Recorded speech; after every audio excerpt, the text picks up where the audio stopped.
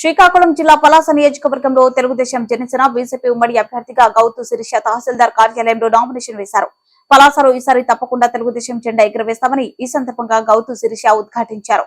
తొలుత తేదెప కార్యాలయంలో సర్వమత ప్రార్థనలు నిర్వహించారు. అనంతరం మత పెద్దలు ఆశీర్వాదం తీసుకున్నారు. అనంతరం తేదెప కార్యాలయం నుంచి బలపరిచిన వ్యక్తులతో వెళ్లి నామినేషన్ దాఖలు చేశారు.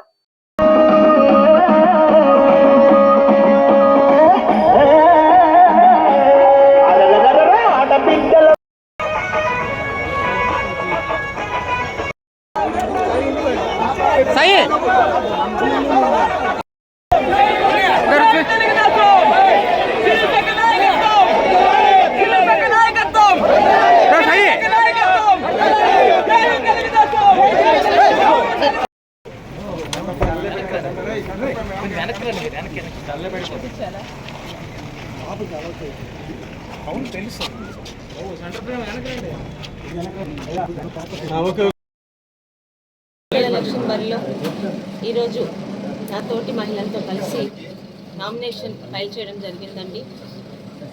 5 సంవత్సరాల అర్ధరహిత పాలన తర్వాత ఈరోజు ఆంధ్ర రాష్ట్ర ప్రజలకి తెలుగుదేశం జనసేన బీజేపీతో కలిసిన ఎన్డీఏ ప్రభుత్వంలో మళ్ళీ ఈ 5 సంవత్సరాలు కోల్పోయిన సంక్షేమ అభివృద్ధితో పాటు ప్రజలకి ప్రజాస్వామ్యం ప్రశ్నించే హక్కు వచ్చే గవర్నమెంట్ రావాలని, మరి వచ్చే జనరల్ ఎన్నికల్లో మే 13న పలాసలో ఉన్న ప్రతి ఒక్క ఓటర్లకి ప్రజలకి అన్ని వర్గాల వారికి మళ్ళీ పలాసాని కాపాడుకుందాం, పలాసాని సంరక్షించుకోవడానికి తెలుగుదేశానికి సైకిల్ గుర్తుకి గౌతు శిరీషకి ఓటు వేసి గెలిపించాలని కోరుకుంటున్నానండి. మీ ద్వారా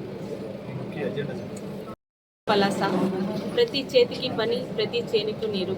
పలాస అంటే మళ్ళీ పరిశుభ్రంగా ప్రశాంతంగా, ఒకవైపు జీడి వ్యాపారస్తులు, ఒకవైపు రైతులు, ఒకవైపు అన్ని వర్గాల వారు కూడా ఎటువంటి రెడ్ జోన్లో లేకుండా ఫ్రీగా ప్రజాస్వామ్య పద్ధతిలో ఎవరికి నచ్చినట్టు వాళ్ళు పలాసలో బ్రతకడానికి, ముఖ్యంగా ఈ 5 సంవత్సరాలు ఇక్కడ జరిగిన ఇబ్బందులు రేపు ఉదయం నామమాత్రం కూడా ఇక్కడ లేకుండా మళ్ళీ పలాస శ్రీకాకుళం జిల్లాకి వ్యాపార కేంద్రంగా వెలగడానికి, ఇక్కడున్న అన్ని రకాల వర్గాలకి, రైతులకి, వ్యాపారస్తులకి, మహిళలకి, ప్రతి ఒక్కరికి కూడా అన్ని రకాల సంక్షేమ పథకాలు, అభివృద్ధి పథకాలు తీసుకుని వచ్చి పలాసాని శ్రీకాకుళం జిల్లాలో మళ్ళీ మంచి పేరుతో నిలబెడతానని మీ అందరి ద్వారా తెలియజేస్తున్నాను.